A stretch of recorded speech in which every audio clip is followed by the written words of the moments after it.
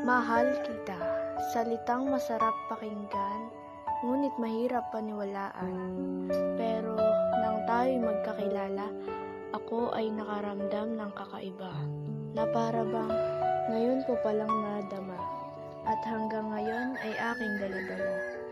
Ikaw lang ang taong pinakaita sa'kin na napakasarap pala mabuhay, at ikaw lang ang nagbigay kulay sa buhay kong walang kakulay-kulay. At sana sa paglipas ng panahon at paglipas ng mga taon, huwag mo sanang kakalimutan ako o kahit man lang ang aking pangalan. Ikaw lang ang minamahal ko. Mahal kita. Ngunit kung hindi sapat sa iyo ang salitang mahal kita, hayaan mong panindigan ka kahit na balakid pa ang distansya. Hayaan mo sana akong late ka. Pakay ko'y payak kahit na malayo ka. Isa lang ang nababatid kong tiyak. Ikaw ay aking pinipili at patuloy na pipiliin. Ikaw lang ang aking nais. Maraming rason kung bakit ako sumasaya. Pero alam mo, ikaw ang pinakaunang dahilan na nagbibigay saya sa akin. Nakakatuwang isipin, no?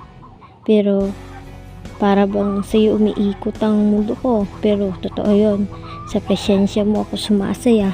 Sabi ko kung kausap ka, grabe yung tibok ng puso ko kapag andyan ka. Wala eh. Tinamaan ako sa'yo. Sabi nila, labis na masaya ang panimula. Pupunuin ka ng ngiti na parang nakaangat ng iyong pa sa lupa dahil sa labis na kilig ng pag-ibig.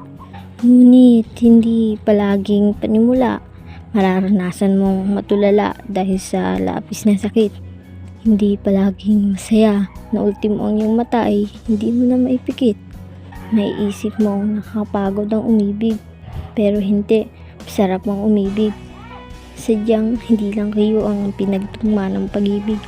Kaya't subukan mong bumangon, harapin ang panibagong hamon. Makikita mo din ang para sa'yo. Kapag nakita mo na siya ay mahalin mo siya. Hindi lang sa panimula, mahalin mo siya hanggang sa huli. Kung magkaroon man kayo ng lamat, balikan niyo ang umpisa hanggang sa maisip niyo kayo ang para sa isa't isa. Malaya. Kusa kang dumating sa buhay ko. Hindi kita inutusan na ligawan ako. Sinagot kita kasi sabi mo, mahal na mahal mo ako. Sabi mo, ako lang ang nag-iisang babae sa buhay mo. Sabi mo, kasama mo na ako sa pangarap na bubuin mo. Sabi mo na balang araw magiging apelyido ko ang apelyido mo. Ang dami mong pinangako, pero lahat ng yun napako. Ang dami mong sinabing matatamis sa salita, pero lahat ng yun kasinungalingan lang pala. Sinabi mo na magtiwala ako sa iyo, at kahit kailan, di mo kayang lokohin ako. Di mo kayang saktan ng tulad ko. Sa bawat tawag mo sa pangalan ko, wala kang ibang binanggit, kundi ang sabihin mismo na ang mga kitay ko. Paulit mong binabanggit ang salitang mahal kita. Ang sarap pakinggan, pero lahat ng yun ay isa lang palang malaking kasinungalingan. Hindi ko pinapakita sa iyo kung gaano kita kamahal dahil natatakot ako na baka bigla mo na lang akong iwan.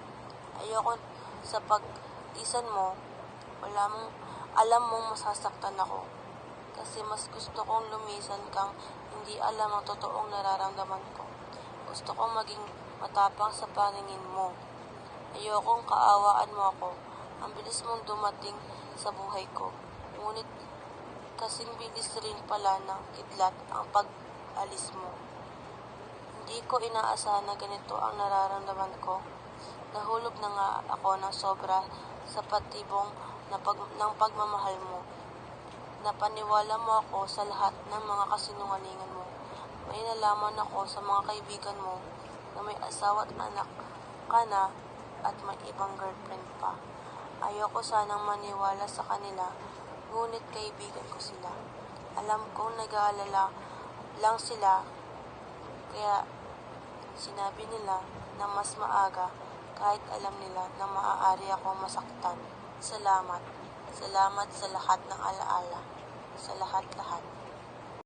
Ikaw, ang pag-ibig ko sa'yo natatangi, kahit sabihin man nilang mali. ikaw pa rin ang aking pinipili. Ikaw pa rin ang hahangaan, isang nilalang sa ilalim ng buwan. Di magsasawang ika'y pagmasdan. Kung ako'y pagpapalain na iyong pipiliin, ang habang buhay kitang mamahalin.